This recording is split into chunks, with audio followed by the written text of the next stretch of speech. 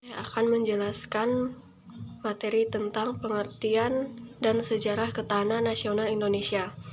Ketahanan nasional merupakan istilah khas Indonesia yang muncul pada tahun 1960-an. Istilah ketahanan nasional ini dalam bahasa Inggris bisa disebut sebagai national resilience.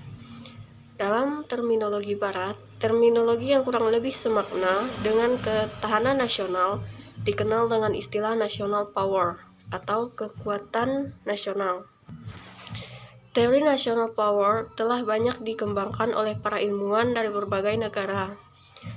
Hans J. Morgenthau dalam bukunya Politics Among Nations, ia menjelaskan tentang apa yang disebutnya sebagai the elements of national powers, yang berarti beberapa unsur yang harus dipenuhi suatu negara agar memiliki kekuatan nasional.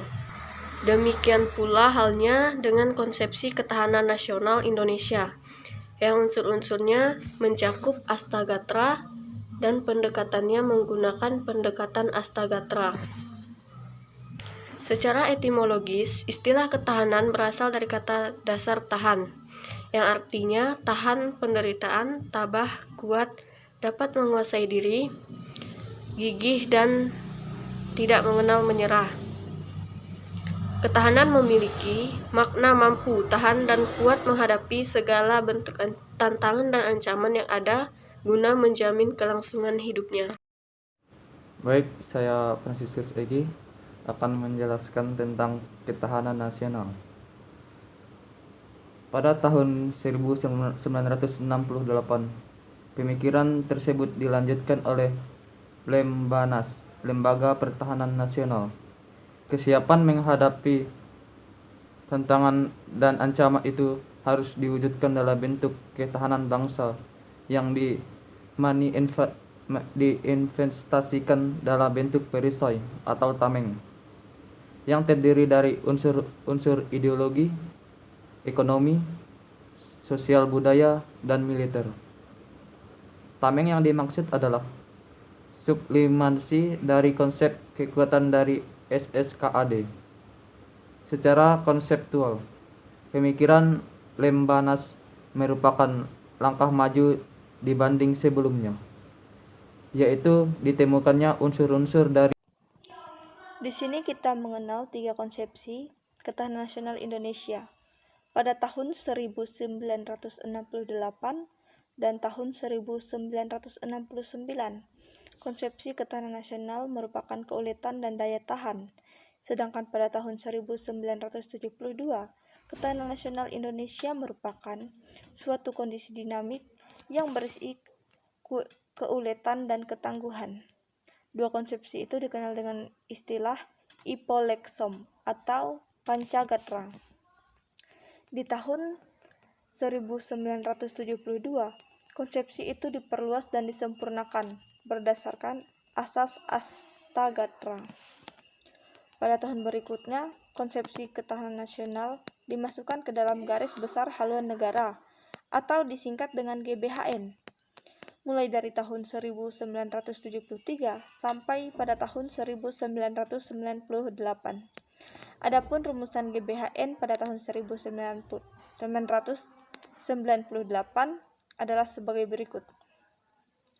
Ketahanan nasional adalah kondisi dinamis yang merupakan integrasi dari kondisi tiap aspek kehidupan bangsa dan negara agar bisa mencapai tujuan yang diinginkan dan agar dapat secara efektif dielakkan dari hambatan, tantangan, ancaman, dan gangguan yang timbul baik dari luar maupun dari dalam. Berhasilnya pembangunan nasional akan meningkatkan ketahanan nasional. Ketahanan nasional juga meliputi ketahanan ideologi yang berlandaskan keyakinan, ketahanan politik yang berlandaskan demokrasi politik, ketahanan ekonomi yang berlandaskan demokrasi ekonomi, ketahanan sosial budaya yang dijiwai kepribadian nasional. Ketahanan nasional meliputi ketahanan ideologi, ketahanan politik, ketahanan ekonomi, ketahanan sosial budaya, dan ketahanan pertahanan keamanan. Yang A. Ketahanan ideologi adalah kondisi mental bangsa Indonesia yang berlandaskan keyakinan, dan kebenaran ideologi Pancasila yang mengandung kemampuan untuk menggalang dan memelihara persatuan dan kesatuan nasional, dan kemampuan menangkal penetrasi ideologi asing serta nilai-nilai yang tidak sesuai dengan kepribadian bangsa. Yang kedua, ketahanan politik adalah kondisi kehidupan politik bangsa Indonesia yang berlandaskan demokrasi politik berdasarkan Pancasila dan Undang-Undang Dasar 1945 yang mengandung kemampuan memelihara sistem politik yang sehat dan dinamis, serta kemampuan menerapkan politik luar negeri yang bebas dan aktif. Yang ketiga, ketahanan ekonomi adalah kondisi kehidupan perekonomian bangsa yang berlandaskan demokrasi ekonomi yang berdasarkan Pancasila, yang mengandung kemampuan memelihara stabilitas ekonomi yang sehat dan dinamis, serta kemampuan menciptakan kemandirian ekonomi nasional dengan daya saing yang tinggi dan mewujudkan kemakmuran rakyat yang adil dan merata. Kemudian yang keempat, ketahanan sosial budaya adalah kondisi kehidupan sosial budaya bangsa yang dijiwai kepribadian nasional berdasarkan Pancasila yang mengandung kemampuan membentuk dan mengembangkan kehidupan sosial budaya manusia dan masyarakat Indonesia.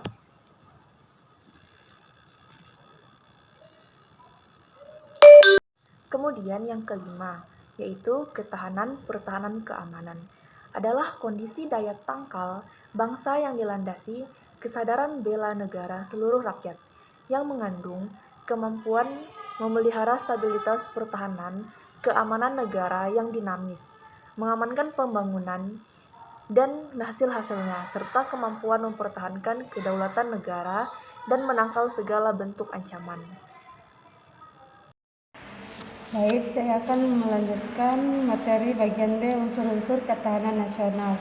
Menurut Morgenthau, ada dua faktor yang memberikan kekuatan bagi suatu negara, yaitu pertama, faktor-faktor yang relatif stabil, terdiri atas geografi dan sumber daya alam, dan kedua, faktor-faktor yang relatif berubah, terdiri atas kemampuan industri, militer, demografi, karakter nasional, moral nasional, kualitas diplomasi, dan kualitas pemerintah. Para ahli lain yang berpendapat tentang unsur-unsur yang mempengaruhi ketahanan atau kekuatan nasional sebuah bangsa ialah 1. James Leray, 2. Palmer Kerkis, 3. Parkas Chandra. Akan halnya konsepsi ketahanan nasional Indonesia dikemukakan adanya jumlah unsur faktor yang selanjutnya diistilah sebagai gatra. Gatra ketahanan nasional disebut Astagatra atau 8 gatra yang terdiri atas Trigatra, 3 gatra, dan Pancagatra, 5 gatra. Unsur atau gatra adalah ketahanan nasional Indonesia tersebut adalah sebagai berikut.